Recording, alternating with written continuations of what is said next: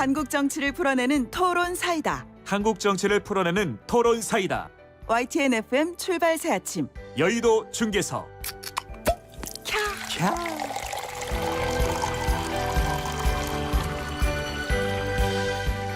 네, 한국 정치를 풀어내는 토론 사이다. 여의도 중계석 시간입니다. 여의도 상황, 정치 상황을 명쾌하게 풀어주실 두 분 나오셨습니다. 먼저 국민의힘의 조혜진 의원님 나오셨죠? 안녕하십니까? 예, 반갑습니다. 조혜진입니다. 반갑습니다. 더불어민주당의 전재수 의원도 함께하십니다. 안녕하십니까? 네, 전재수입니다. 안녕하십니까? 오늘 스튜디오에 나오셨습니다만 저와 따로 떨어진 스튜디오에 지금 격리되셨네요. 지금 두 분 서로 얼굴도 안 보이시지만 반갑습니다. 전재수 의원님. 예. 되게 어색합니다. 이산가족도 그랬어요, 갑자기. 자, 코로나 빨리 좀 가라앉고 해서 좀 같은 자리에서 서로 마주보면서 열띤 토론했으면 좋겠습니다.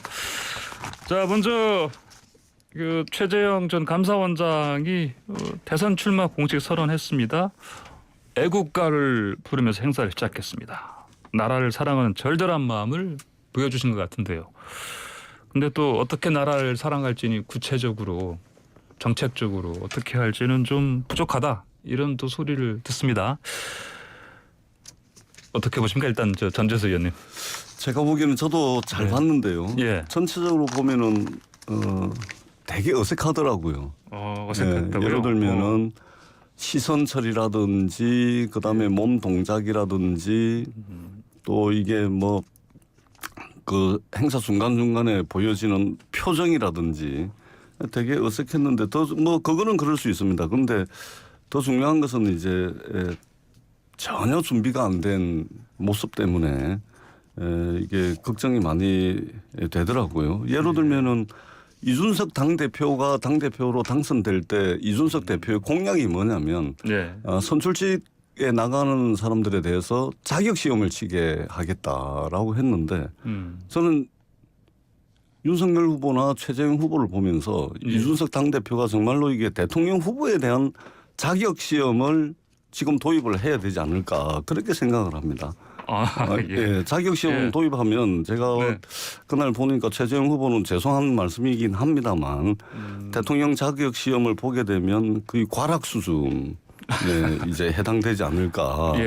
그래서 선관위 뭐 후보 등록이 안 되는 그런 차원이 되지 않을까라는 생각이고 대개의 경우 우리가 시험을 본다 그러면은 하다못해 벼락치기 공부라도 하잖아요. 근데 준비된 답변은 없습니다. 뭐 제가 정치 시작한 지 얼마 되지 않아서 뭐 이런 식으로 하면서 잘 모르겠다는 답변을 하는데 국민들에 대한 예의와 도리가 아니죠. 준비 안 됐으면 왜 나옵니까? 준비될 때까지 뭐 준비를 하고 난 뒤에 나오든가 해야죠. 저는 정말로 이해를 할 수가 없습니다. 그렇습니까? 조혜진 의원님, 그 최재형 전 감사원장 벼락 공부라도 좀 그래도 하지 않으셨겠습니까? 일부러 답변을 안 하신 거 아닌가요? 뭐 평생 이제 법관을 하면서 수도 없이 많은 재판으로 사건을 다루면서 국가적인 일이나 사회적인 일 또 국민의 삶과 관련된 중요한 이슈들은 웬만큼 다 다뤄보셨죠. 속속들이 다 보셨고 또 감사원장을 3년 넘게 하시면서 국정 전반의 중요한 이슈들은 또 다 짚어볼 기회가 있었고 그저께 기자 질문에 대해서 그렇게 답변한 거는 기자가 기대하는 수준은 이게 아주 디테일한 거다. 아주 미시적인 그 정책에 대해서 알고 싶어 하는 거다라는 이제 느낌이 들으신 거죠. 그런데 그렇게는 준비가 안 된 게 맞죠. 예를 들면 기자가 뭐 대북 정책의 로드맵이 뭐냐 이런 거 물어보셨잖아요. 대북 정책 로드맵 예를 들면은 그 박근혜 대통령 때 대북 정책 로드맵이 한반도 신뢰 프로세스였다는 겁니다.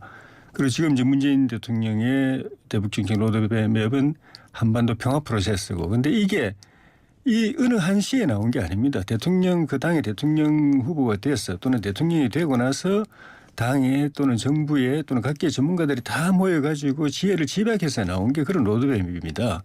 그거를 평생 법관하고 감사원장 3년 반하고 이제 출마 선언하는 분한테 그걸 내놓으라고 그러면은 기본적인 거는 방향은 그 선언문에서도 이야기하고 본인도 또 저 방향성이 정리되어 있지만 그까지는 답변할 준비가 안 됐다는 거 맞죠. 그런데 보통 이제 정치인들은 그냥 원론적으로라도 두루뭉실하게라도 답변하고 넘어가는데 이분은 그렇지 않은 그런 차이라고 봐야죠. 본인이 예. 그 상대방이 기대하는 수준만큼 준비가 안 됐을 때는 아는 척하지 않는다라는 그 차이라고 봐야 되고 그거는 저는 굉장히 존경할 만한 부분이라고 생각이 듭니다. 굉장히 정직하고 진솔하고 책임 있는 지도자의 모습이라고 생각합니다. 제가 짧게 한 말씀은 덧붙이자면 예. 예. 예. 조조선. 잘 모른다라는 것이 아주 솔직하다.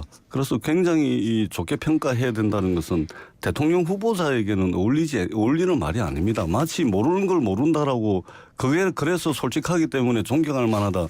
이렇게 이야기하는 것은 대통령 후보자에게 어울리는 이야기는 아니라는 말씀을 드리고 제가 누누이 정치 지도자는 부단히 훈련받고 부단히 학습하고 지속적으로 검증받고 그다음에 갈등이나 이런 것들을 끊임없이 중재하고 조정하는 그런 경험들이 차곡차곡 쌓여가지고 일국의 대통령이라든지 정치 지도자가 되는 것이지 이처럼 최재형 후보처럼 어느 날 갑자기 정치적 독립성 그다음에 직무상 중립성을 다 훼손해가면서 뚝 떨어지듯이 해가지고 이렇게 해가지고는 되지가 않는다. 그리고 대한민국이잖아요. 이미 G8을 넘어가지고 G5, G3로 나아가는 글로벌 선도국가 아닙니까? 이렇게 어마어마한 대한민국 호를 이끌기에는 상당히 부족하다 생각이 들고 예를 들면은 대통령이라는 자리가 100건의 무게를 가진다면 최재형 후보는 한 건도 안 됩니다. 나머지 99건을 예. 채워서 나오든지 예. 그렇게 해야지 안 그러면 국회의원이나 무슨 뭐 시의원이나 구의원부터 시작을 하시든지 해야지 마치 준비 안 된 것을 되게 솔직하다. 아니 솔직한 거하고 대통령 후보로서 자질이 있는 거하고는 완전히 틀린 문제죠. 그래서 저는 아마 국민의힘 내부에서도 아마 검증이 시작이 되는 것 같은데요. 그것은 도덕성 검증과 국가 경영 능력에 대한 검증일 텐데 아마 조만간에 미천이 드러날 거다 이렇게 봅니다. 이제 그렇게 보시면은 지금 민주당의 유력 후보들 포함한 여러 후보들 한꺼번에 도매금으로 저는 그거는 폄훼하는 발언이 될 수도 있다고 생각이 듭니다. 민주당 후보들이 지자체장하고 장관하고 뭐 총리도 하고 당대표도 하고 정치를 수십 년을 해오신 분들인데 우리 예를 들면 윤석열 검찰총장이 그 검찰총장 하다가 그 대통령 후보로 부각된 그 시기를 그 상황을 생각해 보면은 지금도 여론조사에서는 그분들보다도 앞서는 여론조사가 대부분 다 나오는데 그러면 국민들이 그 정치 경험 없었고 행정 경험도 없었고 내각에서도 이번 경험도 없었던 분을 더 지지하는 거는 지금 쭉 말씀하신 행정 경험 또 시도지사 했고 당 대표하고 뭐 총리도 하고 했던 경험들을 국민들이 불신한다는 의미밖에 안 되는 것이거든요. 그래서 네. 그런 경험이 없었기 때문에 갑자기 대통령 후보가 될 수 없었다라고 말한 거는 이 시대 국민들이 바라는 그 갈망과 또 그 희망이 어디에 있는가에 대해서 제대로 보지 못한 부분일 수도 있다는 생각이 듭니다. 예. 경험 없는 거하고 실력 없는 거하고는 구분을 해야 되겠죠. 더더구나 이것은 국가를 경영하는 문제입니다. 예. 자, 근데 혹시 조혜진 의원님, 예.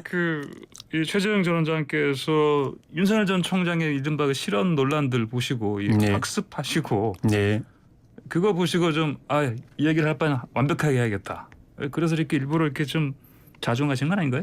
원래부터 그런 분인 거죠. 네. 판사 법관이라는 직업 자체가 그렇지만은 이분은 또 법관으로서도 가장 모범적이고 존경받는 법관으로 살아오신 분인데 법관이 이 국민의 삶의 생사 고락을 자기 말 한마디로 최종 결정이 나는 그런 엄중한 자리 아닙니까? 그러니까 대충 알고 대충 땅땅땅 두드리면서 당신은 뭐 사형 또는 뭐 징역 몇 년 이렇게 말할 수 없는 자리이고 그 점에 가장 충실하게 인생을 살아오신 분이 이분이시니까 자기 말의 무게가 한 사람의 생사와 고락을 결정할 수 있다는 점에 가장 그 경건하게 임해온 분인데 이 삶에서 지금 정치인으로 전환된 지 한 달 된 셈이거든요. 감사원장 3년을 빼더라도 그렇게 정치 현장에 뛰어든 게 그렇게밖에 안 되었기 때문에 아직 그게 남아 있는 거죠. 자기 말의 무게에 대한 이 책임 의식이 이게 몸에 밴 게 있어가지고 근데 이제 정치인으로서는 100% 그렇게만은 할 수가 없는 거죠. 70일 판사로서는 100을 알아야 생사 고락을 결정할 수 있지만은 정치인은 100까지 몰라도 70을 알면 70대로 이야기해야 되고 50을 알면 50대로 이야기해야 되는 그런 점이 있다는 걸 본인도 이제 생각하고 적응을 해 나가야 될 것 같은데 이 그런 점에서 보면 윤석열 후보하고 최재형 후보는 약간 좀 좀 대비적인 것 같아서 서로가 좀 조금씩 좀 중화가 돼서 중간에서 만나서면 참 좋은 지도자상이 나올 것 같습니다. 자, 그러면은 어떻습니까? 이제 최재형 후보의 대선 출마 공식 선언. 그렇게 하면 이제 지지율에 좀 변동을 가져올까요? 이건 먼저 주혜진 의원께서 좀 말씀하셔야겠는데. 예, 정권 교체 또 문재인 정권 심판에 대한 여론은 성숙이 된 지 오래됐습니다. 예. 그런데 그동안에 그 국민들이 바라볼 때 우리 보수 정당이나 또 보수 정당 안에 있는 분들의 그 정권 교체 가능성 또 준비 이런 거에 대해서 크게 신뢰를 못 하셨기 때문에 그 정권 교체 민심이 당이나 기존 후보들에 이제 반영이 안 돼 있다가 윤석열, 최재형 이런 분들이 이제 딱 등장하면서 그쪽으로 이제 확 쏠려 가지고 정권 교체 희망이 생긴 거죠. 당분간은 이 구도는 그대로 가지 않을까. 다만 이제 그 두 분 중에 어느 분 쪽으로 최종적으로 정권 교체 민심이 지지를 실어주고 몰아줄 것인가 하는 거는 이제 지금부터 시작된 경선 레이스 과정을 당원과 국민들이 지켜보고 최종 판단, 최종 선택을 하게 될 걸로 봅니다. 알겠습니다. 전재수 의원님의 뭐 예측은 어떻습니까? 예, 그 최재형 후보가 어제 출마 선언을 했는데 지지율은 그렇게 의미 있는 변화는 없을 것 같습니다. 왜냐하면은 이제 최재형 후보가 이제 그동안 미디어를 통해서 저도 좀 지켜봤는데요. 자세와 태도라든지 또 이제 준비된 내용이라든지 또 그냥 언뜻 보기에 매력이 있는지 없는지 쭉 보니까 저도 좀 떨 줄은 알았는데 근데 안 떨 것 같아요. 제가 보기에는 조만간에 국민의힘 이제 컷오프가 시작이 될 텐데 컷오프 탈락을 걱정해야 될 수준이 아닐까. 최근에 이제 여론조사를 봐도 별 이게 반등하는 분위기를 느끼질 못했습니다. 더더구나 이제 국민의힘 지지자들의 대부분이 윤석열 후보에게 다가 있거든요. 예. 윤석열 후보가 매일 뭐 자고 일하면은 뭐 이게 요즘 기자분들 엄청 힘들다 그러던데요. 한마디 해놔가지고 기사 써놓으면은 그 또 누군가 나와가지고 추가 설명하고 그러느라고 그것도 기사 쓰고 그러고 난 뒤 계속해서 설명하고 해명해야 되는 그런 기사를 계속 써야 되니까 아주 죽을 맛이라 그러던데 그럼에도 불구하고 윤석열 후보의 지지율이 안 빠지는 것은 국민의힘 지지자들이 그쪽으로 다 가 있는 거거든요. 그러니까 윤석열 후보의 지지율이 빠지지 않는 이상 최재형 후보라든지 여타 국민의힘에 지금 10분 넘는 분들이 나와 계신데 상당히 고전할 가능성이 많다. 예. 오히려 밋밋하게 윤석열 후보 쪽으로 그냥 경선이 끝날 수도 있지 않을까 이런 예상을 해봅니다. 그나저나 지금 이제 최재형 후보 비롯해서 윤석열 전 총장도 그렇고 지금 잇따라서 쪽방 그 봉사활동도 그렇고 또 어제 회의도 그렇고 지금 안 나왔습니다. 지도부 패싱 얘기 계속 나오는데 이게 좀 계속 그 관계가 좀 불편한 상황이 되면 좀 안 좋지 않겠습니까? 네. 근데 이제 이준석 후보도 그렇게 생각하지는 않는다고 이제 분명하게 이야기를 했었죠. 그러니까 당대표가 이걸 소집하거나 최고위원회에서 결정해가지고 행사를 만드는데 안 온 거라면은 본인이 조금 이제 유쾌하지 않을 수도 있는데 이 경선 준비위원회에서 준비한 것이고 본인도 그 일정에 따르는 입장이었다. 그러니까 그런 거 불쾌하게 생각하지 않는다고 이야기한 그게 맞습니다. 그런 점에서 앞으로 경선 준비위원회에서 이런 행사를 계획할 때는 사전에 후보들이 지금 하루도 빈 일정이 없거든요. 거의 일주일 또는 뭐 길게는 2주일 일정까지도 뭐 확정 일정부터 잠정 일정까지 다 갖고 있습니다. 제가 그 일정 비워놓은 후보가 없다고 봐야 됩니다. 그래서 어떤 행사를 기획할 때는 그 10명이 넘는 후보들하고 사전에 서로 맞는 일정, 당 지도부하고 서로 맞는 일정을 조율을 해가지고 그 일정에 행사를 잡도록 해야 되고 그래도 뭐 어떤 분은 그거 취소하면 되지 않냐고 그러는데 그 일정 하나 하는 게 혼자 움직이는 게 아니고 지역에 내려가면은 지방자치단체 또 지방의 당, 지방의 언론들 또 거기에 유력한 분들하고 다 일정 맞춰서 그분들은 후보 일정에 맞춰 자기 일정을 다 조정해 놓은 상태에서 후보 한 사람의 일정 취소해버리면 줄줄이 그분들의 일정이 다 무너지고 준비했던 게 다 무산되는 거기 때문에 쉬운 일이 아닙니다. 그걸 이제 경선 준비위원회도 할 거기 때문에 100% 열 몇 명이 다 맞추지 못할 가능성이 있는데 그렇더라도 최대한 사전에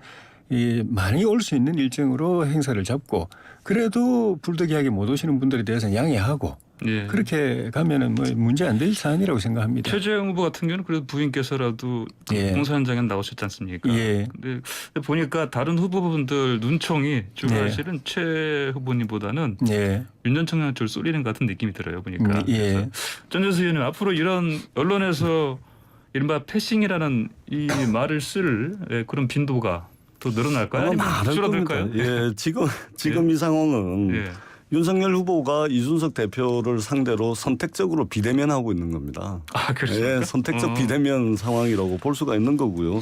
그래서 저도 사실은 당에서 기획하는 행사에 윤석열 후보가 오고 안 오고의 문제는 나머지 열 몇 분은 별 관심이 없습니다. 윤석열 후보가 안 오면 그냥 반쪽 행사가 되는 겁니다. 오면은 뭐 행사 그냥 잘 된 거고. 그렇기 때문에 아마 이 상황은 계속될 겁니다. 제가 이준석 대표가 당대표가 되고 난 뒤에 윤석열 후보와 관련된 발언들을 제가 한번 싹 다 모아봤거든요.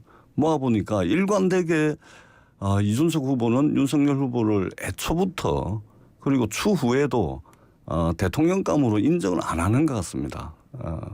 그런 이제 뉘앙스가 그동안 발언을 쭉 보면은 이어져 왔고 이 사이에서 이제 계속해서 당 대표와 유력 주자 간에 좀 긴장과 갈등 관계가 있을 것으로 지금 보여집니다. 그리고 윤석열 후보 같은 경우는 뭐 좀 이게 최재형 후보는 되게 이제 순응적이고 뭐 배우려고 하는 자세라도 있는데 이분은 뭐 시키면 시키는 대로 안 한다 뭐 이런 말씀도 하시는 것 같은데 상당한 긴장 관계가 있을 것으로 그렇게 보고 있습니다. 알겠습니다. 윤석열 후보는 입당 당시에도 뭐 당대표 원내대표가 없는데 기습 입당한 거는 그 사람들을 무시한 거 아니냐 이런 그 논란들이 있었는데 그건 상식에 안 맞는 거고 그런 일이 있을 수가 없는 게 당초에 바깥에 좀 더 있거나 아니면 아예 제3후보로 갈 가능성까지 거론되던 상황에서 전격적으로 입당한 이유가 뭡니까? 당에 도움이 필요하다고 절실하게 느껴서 그런 거거든요. 당에서 가장 크게 도와줄 수 있는 분이 누굽니까? 당대표 원내대표입니다. 이분들 심기를 거스리거나 이분들을 무시하거나 불쾌하게 만들면 들어오는 의미가 없습니다. 들어와서 도움 받을 수가 없습니다. 그러니까 도움 받기 위해서 들어온 그 입장을 생각하면은 이분들을 무시하거나 불쾌하게 만들 생각이 1도 없다고 봐야 되는 게 그게 정상이고 그 오히려 그 일부러 자꾸 갈등을 만들어내고 논란을 만들어내는 호사가들의 저는 그 말이 아닌가 싶습니다. 그래서 제가 누누이 드렸던 말씀이 한 번 배신한 사람 또 배신합니다. 한 번 배신한 사람 2번, 3번, 4번 배신하게 돼 있습니다. 한번 보세요. 알겠습니다. 자, 시원하게 풀어내는 토론사이다 여두중계에서 광고 잠깐 듣고 다시 돌아오겠습니다.